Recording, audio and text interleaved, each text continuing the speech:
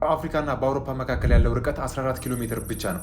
ይሄ ማለት በሩጫ 1 ሰዓት የማይፈጅ ርቀት ማለት ነው። ታዲያ ለምንድን ነው እስከዛሬ ድረስ በመሃላቸው ድልድይ ያልተገነባው? ቻይና 55 ኪሎ ሜትር የሚረዝም የባህር ላይ ድልድይ ገንብታለች። ፖርቹጋል በቫስኮ ዳ ጋማ 17 ኪሎ ሜትር የሚረዝም የባህር ላይ ድልድይ ገንብታለች። ታዲያ ለምንድን ነው ለአውሮፓና ለአፍሪካ 14 ኪሎ ሜትር ላይ የባህር ላይ ድልድይ መገንባት የከበዳቸው? የመጀመሪያው እንደ ምክንያት የሚቀርበው ጥልቀቱ ነው። የባህር ላይ ድልድዮች የሚገነቡት በ30 ሜትር ጥልቀት ላይ ነው።